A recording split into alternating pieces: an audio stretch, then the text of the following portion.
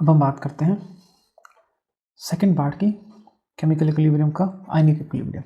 इसमें सबसे पहला जो टॉपिक लेंगे अपन लेंगे एसिड्स एंड बेस। एसिड मतलब अम्ल, बेस मतलब क्षार। तीन अवधारणाएं मुख्य रूप से यहाँ पर है। लुईस अवधारणा एक, तो दूसरी है ब्रांस्टेड-लॉरी और तीसरी है आरेनियस अवधारणा। अब लुईस अवधारणा क्या बोलती है, जो इलेक्ट्रॉन ग्रहण करे वो क्या कहलाते हैं अम्ल, और जो इलेक्ट्रॉन दान करे वो क्या कहलाते हैं क्षार। For example NH3 plus BF3 क्या है, यहाँ पर ये क्या है क्षार है, और यहाँ पर BF3 क्या है अम्ल है। देखो NH3 अपने दो इलेक्ट्रॉन किसको दे देता है, BF3 को। तो NH3 मतलब अमोनिया जो है वो क्षार हो गया, BF3 हो गया एसिड।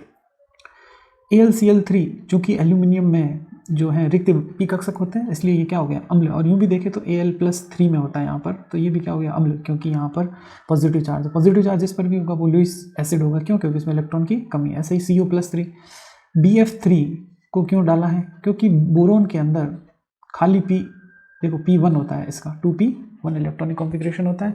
तो बोरोन के अंदर क्या होता है खाली P कक्षक होते हैं, 5 और इलेक्ट्रॉन आ सकते हैं, इसलिए ये क्या हो गया एसिड। ऐसे ही Mg+2 ये भी क्या हो गया एसिड। अब अपन बात करते हैं ब्रॉन्स्टेड-लोरी अवधारणा की।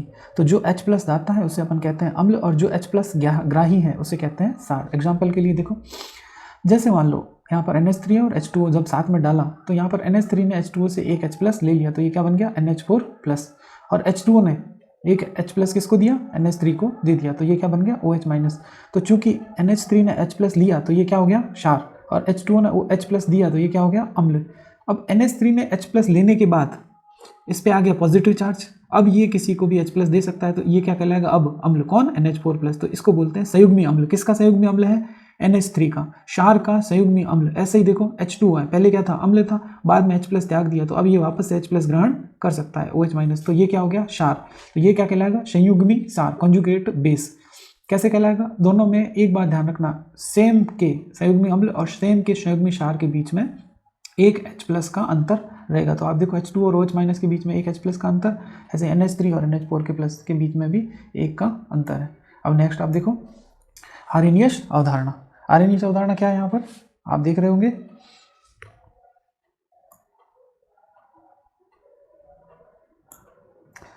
अब ये जो अवधारणा है इसमें देखो, पहली अवधारणा में सिर्फ इलेक्ट्रॉन की बात की है, दूसरी अवधारणा में है ना जो H दाता है और H ग्राही, यहाँ पर पानी में डालने की बात की है कि अगर किसी कंपाउंड को पानी में डाल दे और वो H+ दे तो उसे क्या बोलेंगे अम्ल, और जो पानी में OH- दे उसे क्या बोलते हैं क्षार। जैसे HCl है, उसको पानी में डालने पर वो क्या देता है H+ और Cl-, तो H+ दे दिया तो क्या हो गया अम्ल। ऐसे KOH है, इसने पानी में डालने पर क्या दे दिया K+ और OH-, तो यह क्या हो गया क्षार। तो ये बातें थी कुछ अम्ल और क्षार के बारे में। अब अपन बात करते हैं pH के बारे में, ठीक है, pH क्या होती है। तो pH के लिए कुछ वैल्यूज़ आपको जो है वो याद रखनी पड़ेगी। तो log बेस 10 जो होता है ना, है ना, log का बेस कितना होता है 10, जहाँ पर log सिंपल log में लिख रहा हूँ तो इसका मतलब ये है कि यहाँ पर क्या है बेस 10 है। तो कुछ वैल्यूज़ जो है वो अपन को याद रखनी पड़ेगी। तो log 10 की वैल्यू कितनी होगी 1, log 100 की वैल्यू 2, और log 1000 की वैल्यू 3। तो यहाँ पर जितने जीरो है उस हिसाब से उसकी वैल्यू मान लो। तो log 1 की वैल्यू आपको याद रखनी कितनी होगी 0, log 2 की वैल्यू कितनी होगी 0.3010, log 3 की वैल्यू क्या होगी 0.4771, है ना, log 4 की वैल्यू होगी 0.6020, और log 5 की वैल्यू होगी 0.6990, 0.7 की वैल्यू होगी 0.8451। ये वैल्यूज़ आपको बिल्कुल याद रखनी होगी। फिर कुछ फॉर्मूले हैं जिनसे आप और की वैल्यू निकाल सकते हैं। तो पहला फॉर्मूला देखो आप जरा, हाँ, फर्स्ट फार्मूला है log A into B is equals to log A plus log B। जैसे फॉर एग्जांपल मेरे को किसका ज्ञात करना है log 100 का, तो मैं ये लिख सकता हूँ log 10 इंटू 10। तो मैं इसको कैसे लिख सकता हूँ log 10 प्लस log 10, और log 10 की वैल्यू कितनी होती है 1 + 1, तो वैल्यू कितनी आ गई log 100 की 2, और ऐसे भी अपन देखिए याद किया हुआ था आपने, तो कितनी आ गई 2।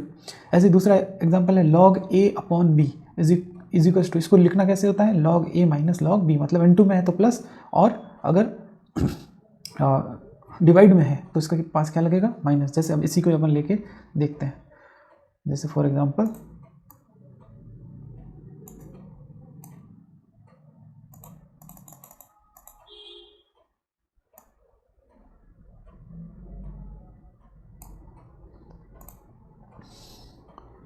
जैसे देखो log 100/10, वैल्यू इसकी अगर काटते हैं डायरेक्ट तो 10 आएगा, 10 का आता है 1, अपन चेक कर लेते हैं log 100 माइनस log 10, log 100 की वैल्यू कितनी है 2 - 1 इज इक्वल टू कितना आ गया 1, देख लीजिए आ गया 1। इस तरह से जो अपन को निकालना।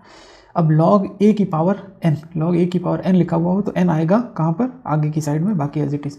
जैसे 10s की पावर 2, log 100 को ऐसे भी लिख सकते हैं, तो मेरे लिए क्या आ जाएगा log 2 log 10, तो इसकी वैल्यू कितनी आ गई 10 की वैल्यू 1, तो 2 × 1 इज इक्वल टू क्या हो गया 2। तो इस तरह से ये देखियो log 100 की वैल्यू यहाँ पर इस फॉर्मूले से भी कितनी आ गई 2। ऐसे ही कोई इनटू में भी हो और एक क्या हो ऊपर हो, तो जो इनटू में है उसके बीच में क्या आ जाएगा प्लस, और ऊपर वाला वही जो घात में है वो कहाँ आ जाएगा आगे की साइड। तो आप देखो ये आ गया आगे की साइड। ऐसे ही log a माइनस n, अब माइनस हो चाहे प्लस हो, जो घातों में होगा जो पावर में होगा वो कहाँ जाएगा आगे। नेक्स्ट देखो कुछ और फॉर्मूले हैं। जैसे अगर log की बेस अगर e हो, जैसे log की बेस क्या हो अगर e हो, तो ln 2.303 log बेस 10 हो जाएगा। मतलब log की बेस अगर 10 ना हो कि e हो, तो इसका मतलब है नेचुरल log, और वो किसके बराबर हो जाएगा, अगर उसको log बेस 10 में चेंज करना हो तो 2.303 से गुणा करो और log बेस 10 ये हो जाएगा। मतलब इसका मतलब log बेस e का मतलब ये, और इसका मतलब ये, मतलब तीनों ही सेम है। अगर मैं log बेस 10 लिख रहा हूँ तो इसका मतलब सिंपल log भी लिखूँ तो इसको यही समझना है, इसका ध्यान रखना। एंटी log का मतलब है log का उल्टा। अब चूंकि बेस 10 ले रहे हैं तो हमेशा बेस 10 लिखेंगे। ऐसे ही 1/ln, तो 1/log e, और इज इक्वल्स टू क्या होता है e, है ना, एक्सपोनेंशियल बोलते हैं इसको, क्या बोलते हैं एक्सपोनेंशियल। अब अपन शुरू करते हैं कि कैसे log और एंटी log निकाले जाते हैं। जैसे 1/log है, मान लो क्या लिखा हुआ है 1/log, तो इसको अपन क्या बोलते हैं एंटी log। log का उल्टा मतलब 1/log। log से एंटी log को कैसे कन्वर्ट करना है, तो मान लो अपन को यहाँ पर निकालना है log 10 की घात 5 का एंटी log। तो log 10 की घात 5 की वैल्यू कितनी होती है 5 होती है, ठीक है। तो एंटी log 5 की वैल्यू कितनी होगी 10 की घात 5। आप तो सिंपल ये देखो कि anti log is equal to क्या है 10 की में पावर है, तो एंटी log मतलब 10, और इसके ऊपर ये पीछे जो भी लिखा होगा वो किस में आ जाएगा पावर में। तो एंटी log 5 की वैल्यू क्या हो जाएगी 10s की पावर 5। ऐसे ही मान लो log 10s की पावर -5 की वैल्यू क्या है -5 है, और एंटी log -5 की वैल्यू क्या होगी, तो एंटी log -5 की वैल्यू होगी, एंटी log का मतलब हो गया 10, और जो पीछे होगा वो कहाँ आ जाएगा इसकी घात में। तो इस तरह से log एंटी log की सिंपल वैल्यू निकालनी है। लेकिन अगर कोई दशमलव में दे रखा हो तो एंटी log की पॉजिटिव वैल्यू दे रखी हो, किस में दे रखी हो दशमलव में, मतलब फ्रैक्शन नंबर में दे रखी हो। जैसे कि for example anti log a.bc मतलब 1.23 वगैरह इस तरह से कुछ दिया हुआ हो, और वो किस में चेंज करना है अपन को, है ना, वैल्यू में चेंज करना है। तो आपको क्या करना है, जो a है उसको तो लगा देना है 10s की पावर में, a को किस में लगा देना है 10s की पावर में, और जो .bc है उस .bc को जो है वो अपन को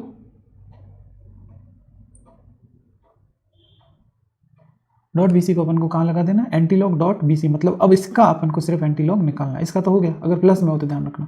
जैसे फॉर एग्जांपल एक अपन यहाँ एग्जांपल ले रहे हैं, ठीक है, देखो एंटी log 2.3, ठीक है, एंटी log 2.3 कैसे निकालेंगे, अपन को पता है जो 2 है वो तो डायरेक्ट कहाँ आ जाएगा 10s की पावर में, तो 10s की पावर 2 डायरेक्ट आ गया। अब एंटी log किसका निकालना है 0.3 का, जो पीछे वाली वैल्यू इसका एंटी log निकालना है।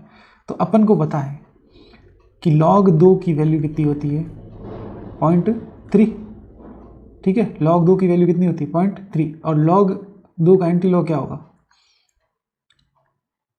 उसमें क्या जोड़ दो 1/log, तो log से log कट गया, तो ये क्या वैल्यू आ गई एंटी log वैल्यू आ गई, ये क्या आ गई एंटी log वैल्यू, और ये कितनी आ गई 2, तो कितनी वैल्यू हो गई 2। इस तरह से अपन को पॉजिटिव का एंटी log निकालना, वेरी सिंपल। फिर अपन देखते हैं anti log of minus value के एंटी log किस तरह से अपन निकालते हैं। तो देखो नेगेटिव फ्रैक्शनल नंबर का एंटी log कैसे निकालते हैं, तो जो वैल्यू नेगेटिव में है, देखो यहाँ पर वैल्यू ये क्या है -a.bc, तो आपको क्या करना है एंटी log किसका निकालना है, एक में से इस bc को घटाना है। देखो अलग है थोड़ा सा आपके, और यहाँ पर एक जो 10 के ऊपर पावर है वहाँ पर एक जोड़ना, मतलब नेगेटिव में वैल्यू है तो हमेशा एक चीज़ कंफर्म रखना कि नेगेटिव में जो पावर है वो आ जाएगी कहाँ पर, प्लस में एक बढ़ जाएगी। जैसे आप देखो एंटी log -5.2 है ना यहाँ पर, तो आपको सीधा क्या करना है यहाँ पर कितना लगाना है 6, 10s की पावर 6। चलो ये मामला हो गया। अब पीछे बचा क्या, अब पीछे बचा 0.2, तो 0.2 किस में से घटाना एक में से, तो कितना आ गया 0.8। अब 0.8 का एंटी log निकालना है, तो अपन को देखो लगभग कितना 0.8 वैल्यू किसकी आती थी 0.8 वैल्यू आती थी लगभग log 7 की आती थी। तो log 7 का एंटी log लेंगे तो log 7 है ना, तो ये log से log कट गया, कितना है लगभग 7, तो चूंकि 0.8 है, 7 की वैल्यू 8.4 और कुछ होती थी, तो अपन को पता है कि ये कम है इससे वैल्यू, तो अपन ने क्या लिख दिया यहाँ पर 6.5। अगर log की वैल्यू दी हुई हो तब तो ठीक है, नहीं दी हुई है तो अपन अनुमानित लिख सकते हैं। तो ये कितना आ गया 6.5, तो ये वैल्यू हो गई 6.5 × 10 की पावर -6। इसको नॉर्मल, और अगर अपन को आगे बढ़ाना इस दशमलव को फ्रैक्शन को, तो फिर 10 की पावर -7 हो जाएगा, ये आगे जाएगा। तो अब अपन बात करते हैं पीएच स्केल की। ये जितनी भी रामायण अभी अपन ने देखी वो किसके लिए थी? पीएच स्केल देखने के लिए। अब ये पीएच स्केल क्या होता है? हाइड्रोजन आयन का ऋणात्मक लघु गुणक, negative logarithm of H plus ion concentration, इसी को अपन क्या बोलते हैं? पीएच, है ना। माइनस लॉग H प्लस बराबर पीएच निकालनी हो तो आपको H प्लस की कंसंट्रेशन पता हो, ये फॉर्मूला है। अब पीएच स्केल 0 से 14 होता है, परंतु पीएच इससे कम या ज़्यादा भी हो सकती है, ये बात है। ये रहा आपके सामने पीएच स्केल। अब पीएच स्केल यहाँ से 0 से 14 तक वैल्यू है, आप देख रहे हो 0 से लेकर कहाँ तक है? 14 तक ये वैल्यू है। इसमें आप देखो न्यूट्रल कौन होता है? न्यूट्रल होता है 7 अगर किसी की वैल्यू है तो वो कैसा होगा? न्यूट्रल होगा। बेसिक अगर 7 से ज़्यादा है पीएच तो बेसिक होगा, एसिडिक होगा 7 से अगर कम है। तो कुछ यहाँ पर वैल्यूज़ दे रखी है वो आप देख लेना, है ना। लेमन जूस की 2.4 होती है, इसका मतलब ये एसिडिक है। डिस्टिल वाटर की 7 होती है, इसका मतलब ये कैसा है? न्यूट्रल है, उदासीन है। ऐसे बेकिंग सोडा होती है, इसकी पीएच 9 है। अमोनिया सॉल्यूशन की 11 है। क्लोरीन ब्लीच की 12.2 है। और ड्रेन क्लीनर की कितनी है? 14 है। तो अब यहाँ स्केल क्या बता रहा है? स्केल हमें बता रहा है कि अगर आप जो है जैसे जैसे इधर की तरफ मूव करोगे तो क्या होगा? पीएच बढ़ रही है, नो डाउट बढ़ रही है, 0 से लेकर 14 तक इंक्रीज हो रही है। H प्लस है वो क्या हो रहा है? कम हो रहा है ना। किस तरफ? इधर की तरफ जाते हैं तो H प्लस क्या हो रहा है? कम। एसिडिटी भी क्या हो रही है? कम, क्योंकि इधर मोर बेस एसिड है और इधर मोर बेसिक है। बेसिसिटी क्या हो रही है? इंक्रीज। ऑब्वियसली यहाँ जाते हैं तो क्षारीयता बढ़ती है, और क्षारीयता बढ़ने का मतलब क्या है? OH माइनस बढ़ता है। तो ये स्केल है। ये स्केल ऐसा कलर का क्यों है? कलर का इसलिए कि पीएच पेपर आता है, उसको अपन सॉल्यूशन में डालते हैं, उसका कलर क्या होता है? चेंज। तो जो कलर उसका चेंज होता है उस कलर को अपन इससे मैच कर लेंगे, जैसा जहाँ पर जो कलर है उस हिसाब से अपन ये डिफाइन कर लेते हैं कि भाई इसकी पीएच ये है। अब अपन बात करते हैं कुछ टर्म्स की। तो सबसे पहली टर्म्स है वियोजन, है ना, जिसको बोलते हैं अपन डिसोसिएशन। तो इसका क्या मतलब है? अगर किसी भी अगर अपन सॉल्यूशन बना रहे हैं किसी का भी, है ना, अणु परमाणु जो भी होता है, यौगिक होता है, इसको विलायक में डालते हैं तो वियोजन अपन कोवेलेंट यौगिकों के लिए प्रयुक्त करते हैं। कैसे यौगिकों के लिए? जैसे होते हैं ना आयनिक कंपाउंड, कोवेलेंट, संयोजी कंपाउंड, उपसंयोजी। तो संयोजी कंपाउंड होते हैं उनके लिए अपन ये प्रयुक्त करते हैं। तो कोई संयोजी परमाणु या अणु अपने संतति आयनों में या अणुओं में या परमाणुओं में टूटता है तो इसे क्या बोलते हैं? वियोजन, है ना। कोई भी अगर जो कोवेलेंट होगा वो अगर अपन पानी में डालने से अपने आयनों में टूट जाता है तो उसे क्या बोलते हैं? वियोजन।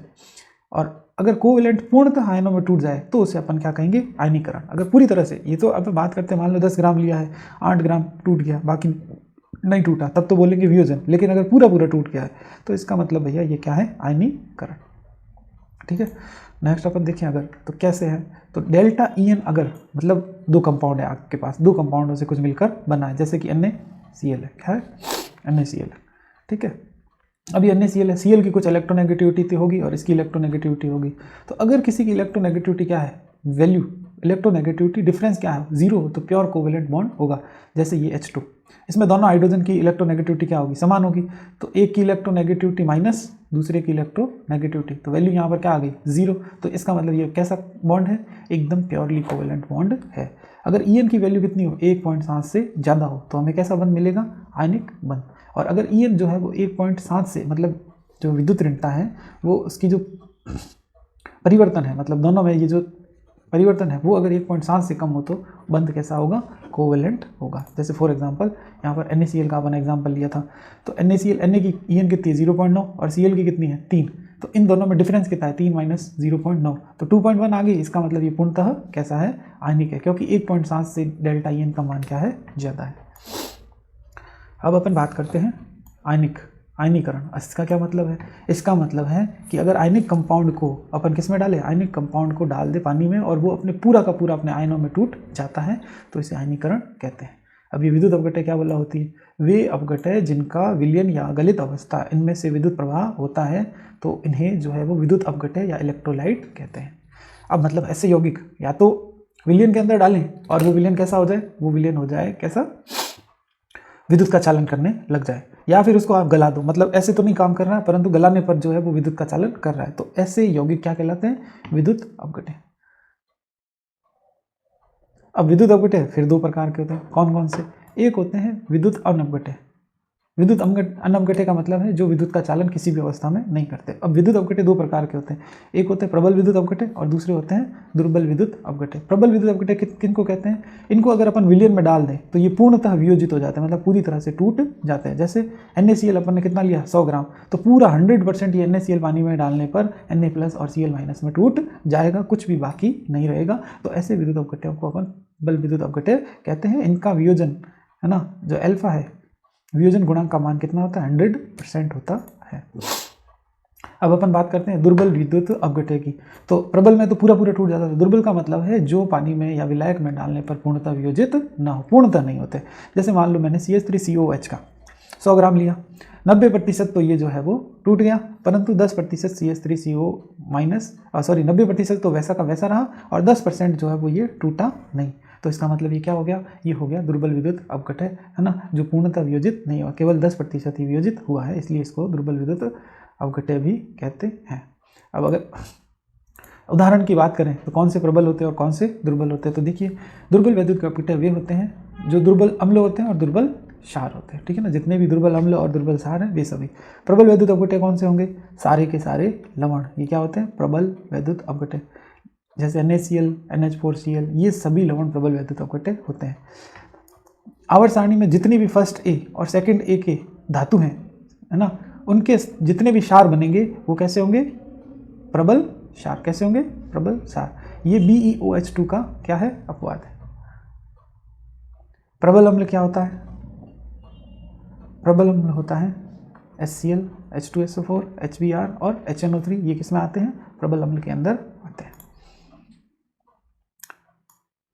अब अपन बात करते हैं कैसे इनकी प्रबल अम्ल की और प्रबल क्षार की जो है वो pH कैसे निकालेंगे। अब मान लो अगर वो नॉर्मलिटी दे दे, मतलब नॉर्मलता दे दे, तो क्या करना है? जैसे फॉर एग्जांपल ये दे दिया HCl की नॉर्मलता 0.01 N है, तो उसकी pH निकालो, तो कुछ भी नहीं करना है अपने को, है ना। तो -log 10⁻⁻2 वैल्यू रख दी, सांद्रता रख दी, इसको थोड़ा सा कन्वर्ट किया, ठीक है ना। इसका मतलब क्या होता है? 10⁻⁻2 N, बस रख दिया, तो pH कितनी आ गई? 2। अब बात है कि सांद्रता मोलरिटी में दे दे तो आपको क्या करना है? तो आपको करना है कि H+ की सांद्रता निकालने के लिए आपको जो मोलरता दी हुई है वो, और उसको किससे गुणा कर देना है? X फैक्टर से। जैसे फॉर एग्जांपल मुझे वैल्यू दे रखी है 0.005 m H2SO4 की, pH निकालो, तो H+ की क्या निकालूंगा? कंसंट्रेशन। कैसे निकालूंगा?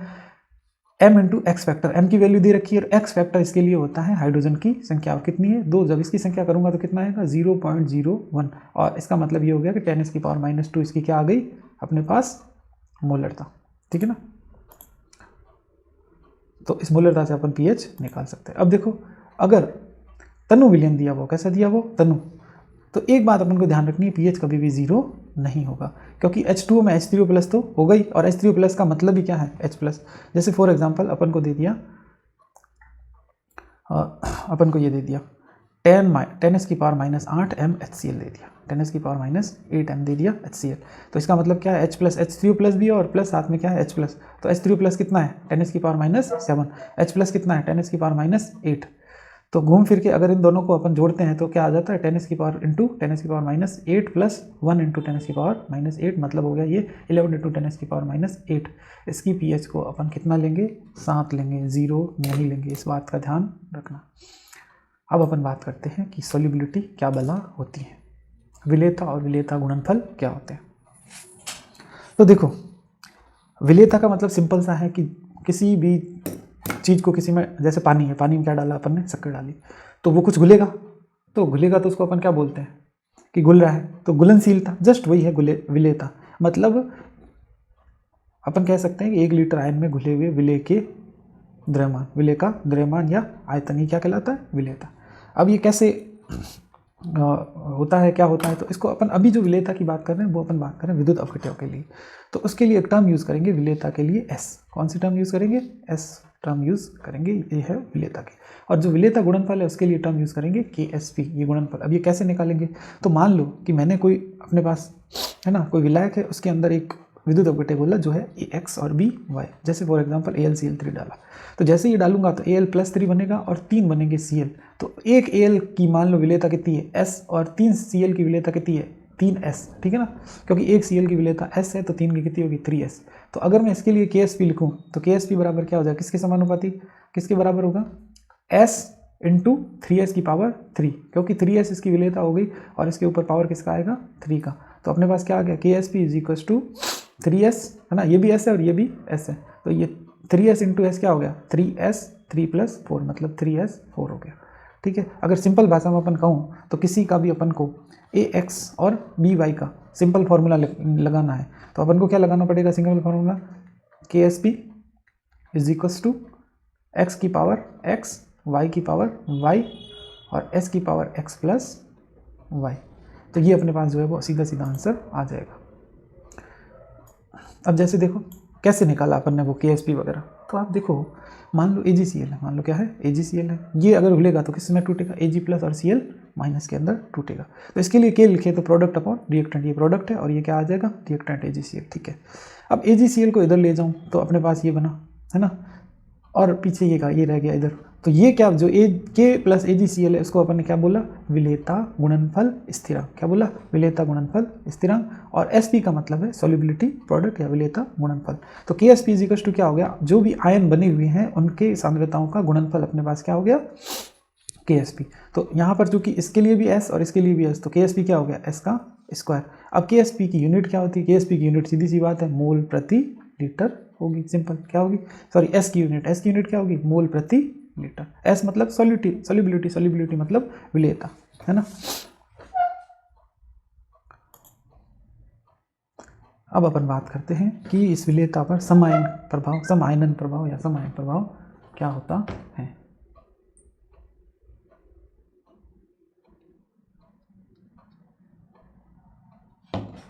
देखो कॉमन आयन इफेक्ट, अगर किसी आयनन में पहले से उपस्थित आयनों के समायन आयन जोड़ दे तो आयनन क्या हो जाता है कम, इसे ही सम आयनन प्रभाव कहते हैं। अब ये सीधी सी बात है ला सतोलिए के नियम पर आधारित है, मतलब किसी में आयन है पहले से उसमें और आप आयन जोड़ रहे हो तो एक हिसाब से देखिए तो जो अपना क्या बोलते हैं जो साम्य है उस तरफ विस्थापित हो जाएगा जिस तरफ आयनों की संख्या क्या हो रही है कम हो रही है। ठीक है, तो जैसे देखो मान लो ये एक साम्य है, इस साम्य में क्या है CH3COOH है जो किस में टूट रहा है CH3COO- और H+ में टूट रहा है, कोई दिक्कत नहीं है। ठीक है, अब इसमें मैंने जोड़ क्या दिया, अब इसमें मैंने जोड़ दिया ये क्या जोड़ दिया ऐड CH3COO जोड़ा, क्या जोड़ा ये सिंपल चल रहा था, अब इसमें मैंने जोड़ दिया ये, तो CH3CO- जैसे ही जोड़ा तो क्या हुआ बताओ, हुआ क्या, तो ये बन गया CH3O- और Na+।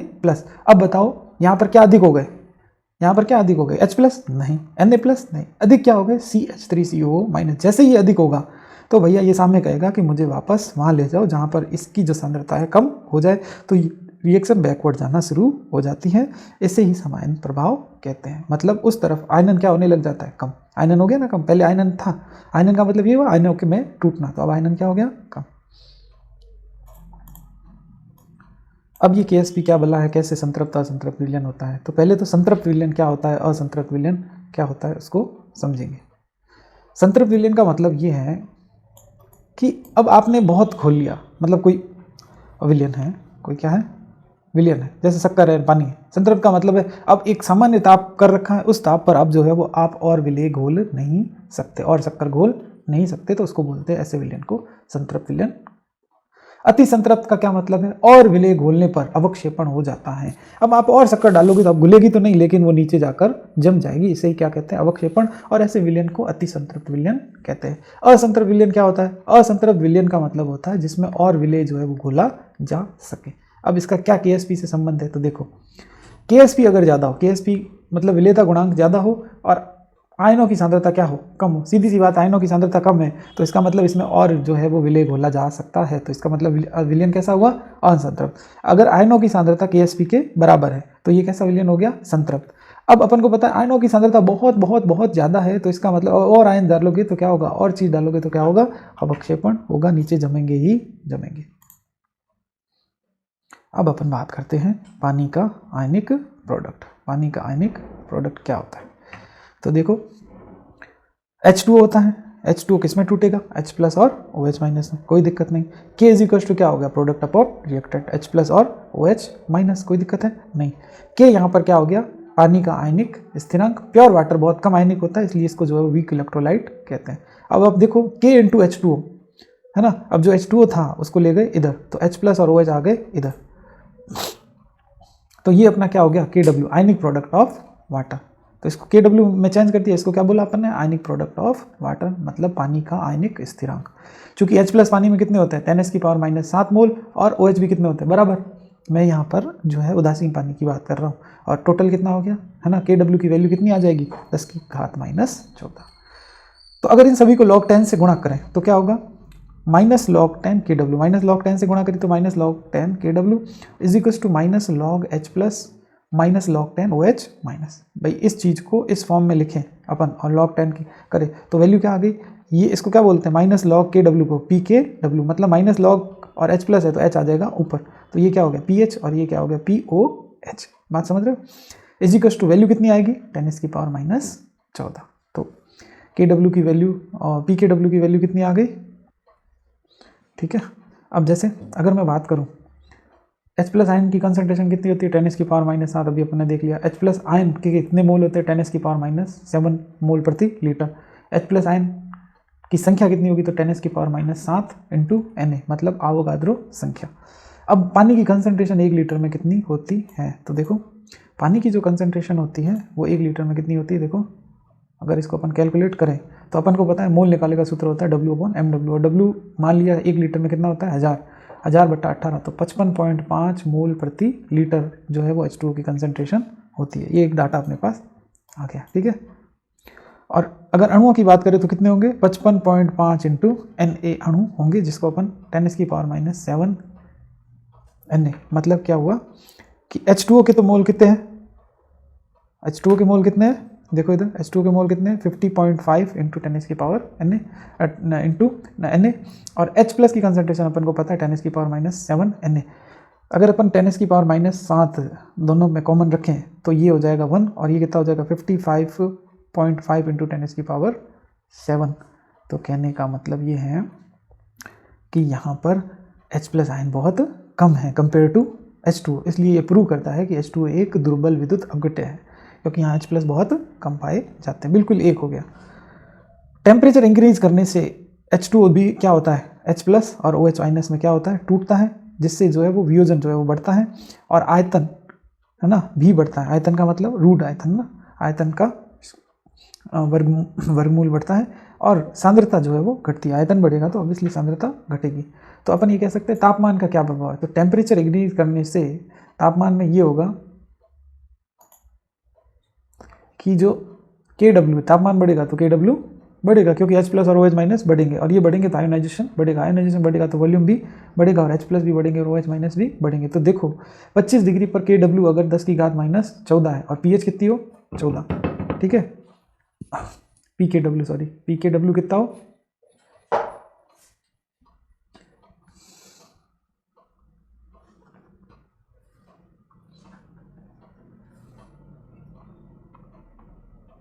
pH वैल्यू जो होती है ना वो कहाँ से कहाँ तक होती है 1 से 14 तक, लेकिन 90 डिग्री पर KW की वैल्यू कितनी हो जाती है 10⁻⁻12, तो pH कितनी हो जाएगी 12 हो जाएगी, ठीक है। तो टेम्परेचर इंक्रीज करने से pH क्या होती है डिक्रीज, पर पानी की प्रकृति पर कोई प्रभाव नहीं पड़ता, क्योंकि जो H प्लस होती है वो OH माइनस के बराबर है, क्योंकि जब पानी टूटेगा तो H प्लस और OH माइनस दोनों ही बराबर ही टूटेंगे।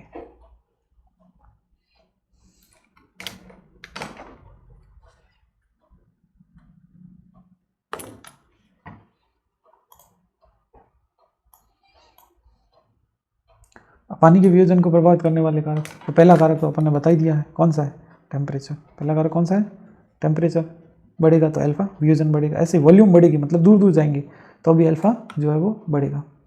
ऐसे तीसरा है नेचर ऑफ इलेक्ट्रोलाइट, अगर स्ट्रॉन्ग इलेक्ट्रोलाइट है मतलब प्रबल इलेक्ट्रोलाइट है, उसको जितना डालोगे पानी के अंदर पूरा का पूरा टूटेगा तो अल्फा उसकी ज़्यादा होगी, तो वियोजन भी क्या होगा ज़्यादा होगा। अगर वीक इलेक्ट्रोलाइट है मतलब दुर्बल विद्युत अपघट्य है तो भाई वो पूरा टूटेगा नहीं, तो उसका अल्फा क्या होगा कम होगा, तो वियोजन भी उसका क्या होगा। दूसरा है ध्रुवणता, अगर जिसमें पानी में या किसी में डाल रहे हैं अगर उसकी ध्रुवणता कम है तो फिर जो है वियोजन भी क्या होगा कम होगा, है ना।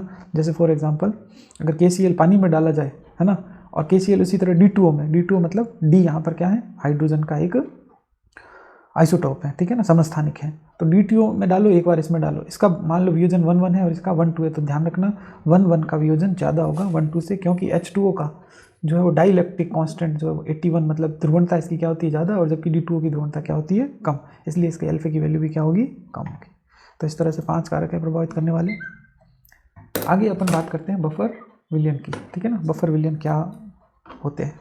तो बफर विलयन एक स्पेसिफिक सॉल्यूशन होते हैं जिनमें अगर आपने कोई भी और पदार्थ थोड़ा सा डाला, तो उनकी पीएच में कोई परिवर्तन नहीं है। ये ध्यान रखना, थोड़ा सा डाले, बहुत सारा नहीं डाल रहे। क्या पदार्थ डाला? अम्ल या क्षार। अब अपन को पता है कि अम्ल डालने पर पीएच क्या होनी चाहिए कम, क्षार डालने पर पीएच क्या होनी चाहिए ज़्यादा, परंतु बफर विलयन की खासियत है कि इनके पीएच में कोई परिवर्तन नहीं आता, थोड़ा सा डालने पर कोई परिवर्तन नहीं आता। तो ऐसे विलयनों को क्या बोलते हैं अपन? बफर विलयन कहते हैं। क्या टाइप है? एसिडिक बफर, बेसिक बफर, है ना। 2 प्रकार के बफर होते हैं, देखो, एसिडिक बफर और, है ना, बेसिक बफर, और कौन से होते हैं? Simple buffer. तो पहले अपन बात करते हैं किसकी बात? अम्लीय बफर की। कौन से होते हैं अम्लीय बफर?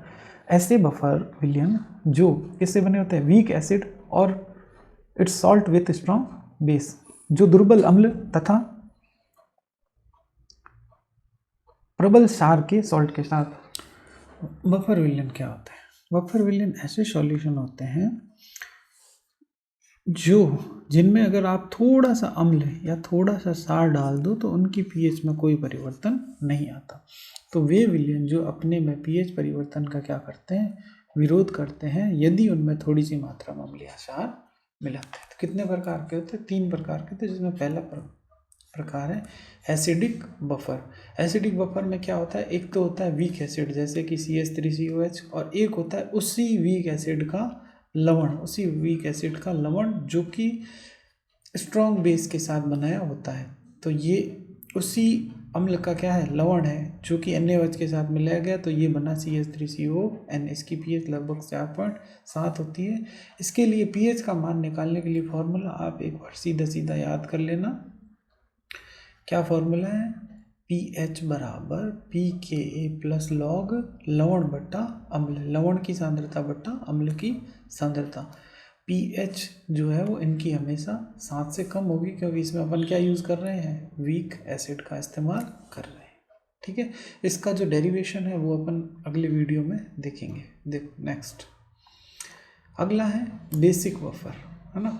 कौन सा बफर? Basic buffer. तो बेसिक बफर कैसे बनाया जाता है? बेसिक बफर बनाने के लिए क्या यूज़ लेंगे? वीक बेस लेंगे, और साथ में उसी वीक बेस का क्या लेंगे? स्ट्रॉन्ग एसिड के साथ में लवण लेंगे। जैसे अपन ने ले लिया NH4OH, और इसका NH4OH का लवण HCl के साथ मिलेंगे तो बनेगा NH4Cl। तो इन दोनों को जब मिलाएंगे तो अपने को एक बफर सॉल्यूशन प्राप्त होगा।